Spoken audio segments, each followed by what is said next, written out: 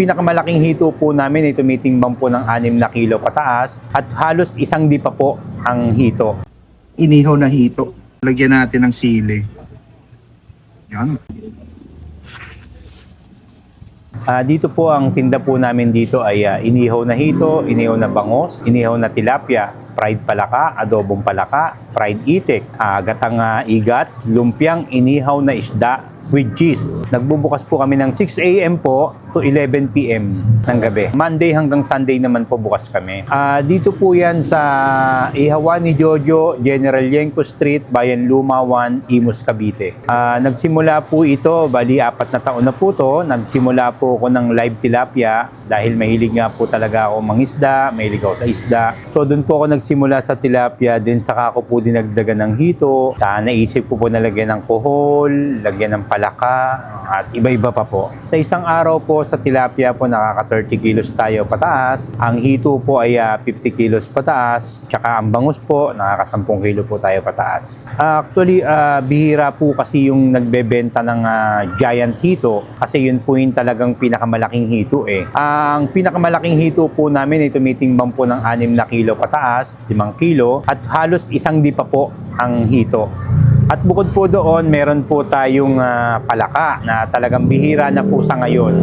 Ayan pong palaka natin na galing ng Nueva Ecija, Bulacan. At meron din po tayong fried itik. Sa aking palagay, unang-una, yung lasa. Kailangan talaga satisfied yung bibili. Talagang masasarapan sila at talagang uulit-ulitin nila. Hahanap-hanapin ang kanilang panlasa. Maraming salamat po doon sa lahat po ng patuloy na pagsuporta po sa aking pong Ihawan ni Jojo. At doon naman po sa gustong sumubok. Subukan nyo po para malaman nyo po kung ano po talaga ang tunay na lasa na sinasabi po nilang masarap, malinamnam at talagang babalik-balikan po. At ay mga kabangers, na pabalik nga tayo dito sa Ihawan ni Kuya Jojo.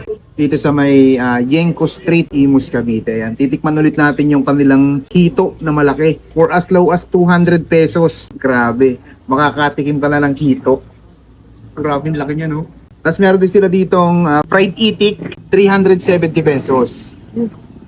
Isang buto, bali, chin up na lang siya. Meron din silang tilapia dito. Meron din sila dito mga bangus. Ito yung bago niya, lumpiang inihaw na isda. Inihaw na isda yung laman ito. Natin. Tikman ko na kanina, sarap. Tikman muna natin tong na-miss kong inihaw na hito. Lagyan natin ng sili. Yan, ayan tayo.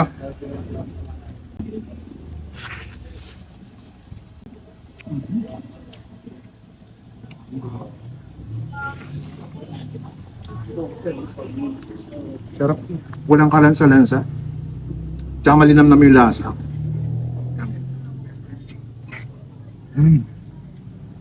Namiss ko to. Last year ko po rin natikman to. So,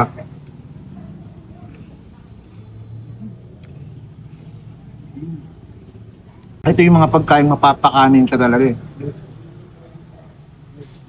Pa naman natin itong fried itik.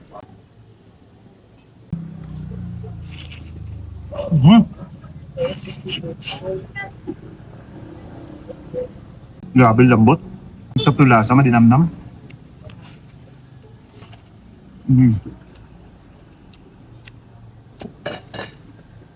Panalo.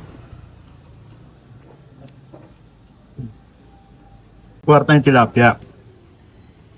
50 pesos lang. May ganyan tilapia ka, no? Sausaw natin dito. Wait, mahulog. Lagyan natin ng sili. Lagyan natin ng kanin.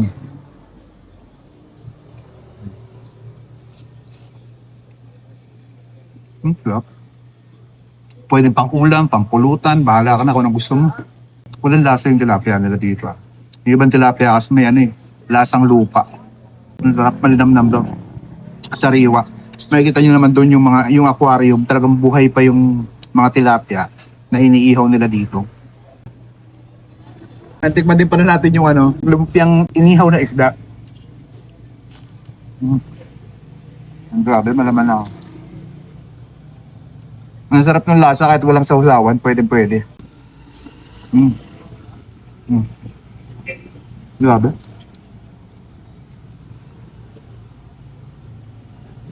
Balik tayo dito sa ito. Grabe. Ay, miss tayo na dito sa Ihawan ni Kuya Jojo. Napaka-solid dito mga lods. Yan, tikman nyo na yung inihaw na hito dito. Ano? Kubusin ko na to.